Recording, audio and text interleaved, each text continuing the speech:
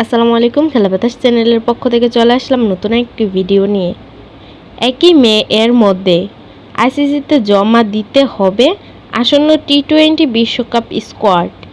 এরই মধ্যে দলে কারা থাকবে আর কারা থাকবে না তাই চূড়ান্ত করে ফেলেছে বাংলাদেশ ক্রিকেট বোর্ড বিসিবি।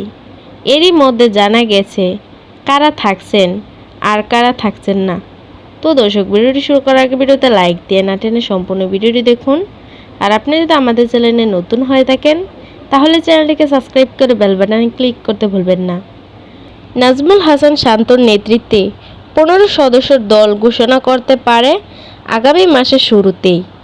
এই বিষয়ে প্রধান নির্বাচক সংবাদ মাধ্যমে বলেন, আমরা সর্বোচ্চ সুবিধা নেওয়ার চেষ্টা করব। 1 তারিখের মধ্যে জমা দেওয়ার বাধ্যতামূলক দেওয়া হয়েছে। যেহেতু সুযোগ আছে, আমরা যে কোনো সময় যে কোনো প্লেয়ার নেয়ার চেষ্টা করব। প্রশ্ন হলো, বিশ্বকাপ দলে থাকছেন কারা? জানা গেছে জাতীয় দলের তারকা অলরাউন্ডার মেহেদী হাসান মিরাজ ও mid order batter Shamim Hossain পাটোয়ারির বিশ্বকাপ দলে থাকার সম্ভাবনা নেই বললেই চলে।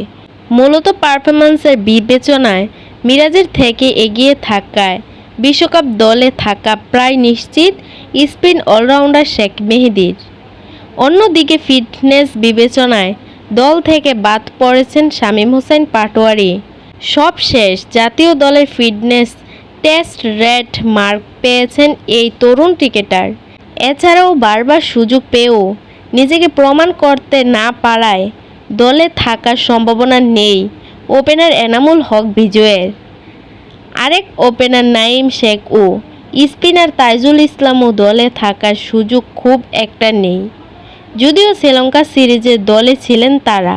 এদিকে জিম্বাবুয়ের সফরে সামনে রেখে এরই মধ্যে 17 সদস্যর প্রাথমিক দল ঘোষণা করেছেন বিসিবি।